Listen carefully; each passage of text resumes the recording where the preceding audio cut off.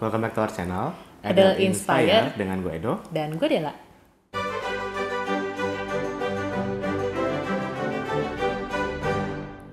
Di video kali ini gue sama Dela mau membahas pro kontra raw food Atau makanan mentah versus home cook atau makanan yang dimasak di rumah versus dog food yang memang dijual di pasaran ya. Pasaran yang dry food yang kibbles. Yuk kita mulai aja. Kita mulai dulu dari raw food atau makanan mentah. Sebenarnya raw food ini plus minusnya itu apa? Nanti kita jabarin masing-masing jenisnya. Jadi kalian juga bisa menentukan sebenarnya yang cocok di lifestyle hidup kalian itu seperti apa, kemampuan kalian juga seperti apa. Oke, sebelumnya disclaimer dulu. Jadi kita tuh di sini mau membahas plus minusnya karena setiap pilihan itu pasti ada plus minusnya ya, Do ya. Jadi kita bukannya mengajarkan kalian harus makan ini, harus makan itu, tidak. Cuman kita hanya menyajikan ini loh plus minusnya dari masing-masing jenis makanan. Dan kalian kan sebagai owner punya gaya hidup masing-masing ya. Kadang ada yang bisa untuk yang punya waktu lebih untuk mempersiapkan makanan, ada yang mungkin sibuk dengan pekerjaan. Jadi nggak ada yang benar, nggak ada yang salah. Jadi Edel ini pokoknya sajikan semua plus minusnya. Yang pertama dari raw food, kita sajikan dulu plusnya raw food itu apa. Gue sebagai dog owner yang memberikan makan raw food ini jujur memang merasakan raw food itu tuh lebih tidak alergik. Jadi kayak Axel gitu kan, Axel tuh alergian banget, tapi sejak makan raw food dia sangat berkurang alerginya, bahkan nyaris tidak ada, jarang gatal-gatal, dan bulunya tuh semakin mengkilap gitu, jadi shinier coat. Ini tuh beberapa klaim penjual raw food ya bilangnya gitu, dan gue ternyata membuktikan ya memang gitu, memang kelihatan dia tidak alergi dan bulunya lebih bagus dan tidak gatal-gatal kulitnya. Dengan memakan raw food, pupnya itu lebih kecil, lebih kecil, padat. Lebih sedikit, lebih padat, lebih keras, tidak berbekas. Sebenarnya bagusnya di mana? Kalau gue tanya vet, kalau pupnya itu kecil berarti makanan yang diserap dia itu lebih banyak. Jadi pupnya yang dikeluarkan hanya sedikit, sekresinya yang dibuang tuh hanya sedikit, dan keras, tidak bau sih bau, tapi maksudnya tidak sebau ketika memakan dry food. Ketika diambil tuh kayak tidak meninggalkan bekas. Kalau misalkan agak lembek kan kelihatan tuh ada kayak bekas-bekas lengket-lengketnya.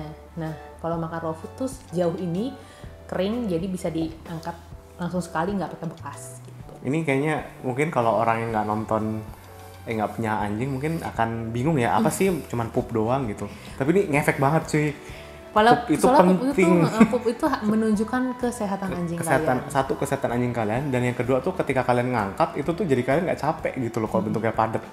Bayangin kalau bentuknya buyar gitu kan, ketika kalian ambil tuh langsung ber gitu kayak, terus harus kalian ambil lagi, aduh gila tuh capek banget sih. Jadi atau yang mencret yang lengket itu juga susah, harus bersihinnya juga susah. Pokoknya, belum di pantatnya juga harus dibersihin kan kalau basah. Lalu juga penyajiannya instan, maksudnya instan itu kalau gue belinya memang yang sudah dipak-pak seimbang gitu loh gizinya, Dok. Jadi nggak cuma daging. Jadi gue belinya yang benar-benar udah dicampur sama makanan lainnya, kayak ada sayurannya, tulang, jeroan, pokoknya semua udah seimbang. Jadi gue nggak pusing ngasih tambahan lain-lain lagi.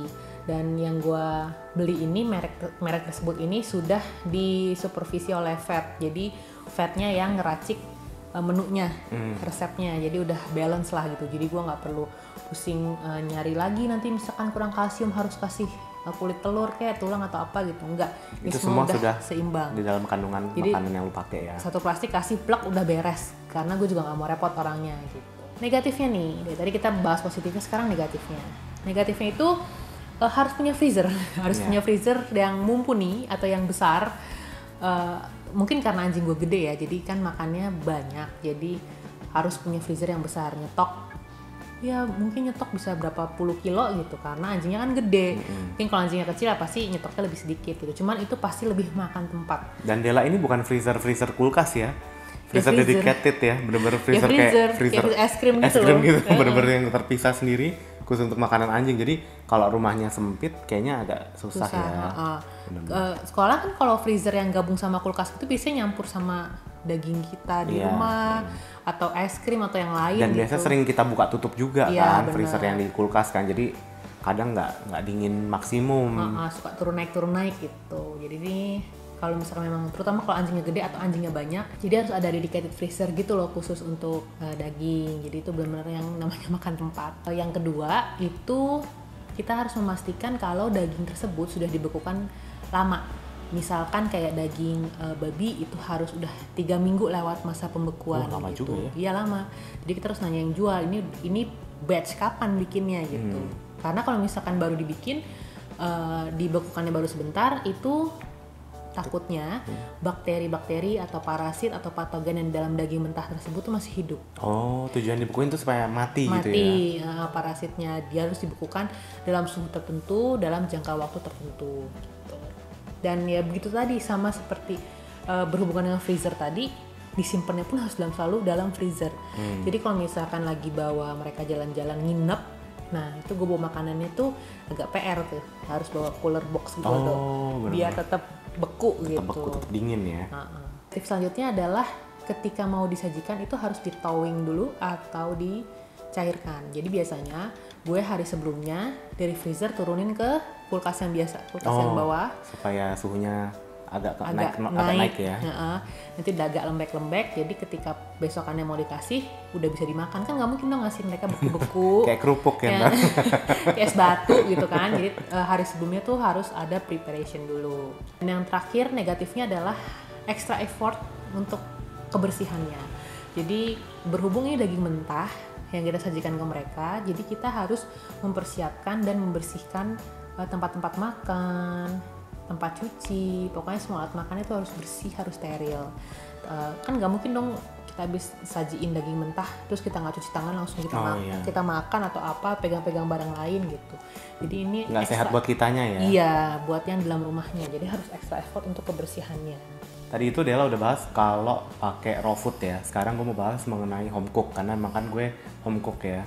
Plusnya untuk home cook ini yang pasti adalah kalian tahu kandungannya di makanan yang kalian provide untuk anjing kalian tuh apa. Karena kan kalian yang masak sendiri nih, jadi kalian bisa pilih-pilih ingredientnya, bahan-bahannya seperti apa. Kalau kayak gue sendiri kemarin kan udah sempat dibahas di video sebelumnya ya, gue isinya sayur-sayuran campur daging babi yang sudah digiling gitu, tambah bone broth, tambah cuka apel atau VCO. Jadi gue tahu itu kandungan yang safe buat anjing-anjing gue. Selain itu juga home cook ini sebenarnya lebih cocok bagi anak anjing atau anjing yang menderita penyakit pankreas atau kanker.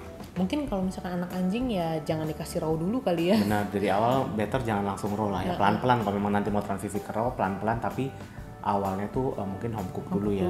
Antara home cook atau mungkin dry food, dog food kali ya.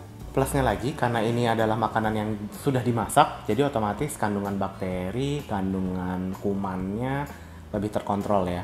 Berbeda sama yang tadi mungkin yang raw, itu kalau misalnya kalian nggak benar dalam proses pendinginannya bisa berbahaya.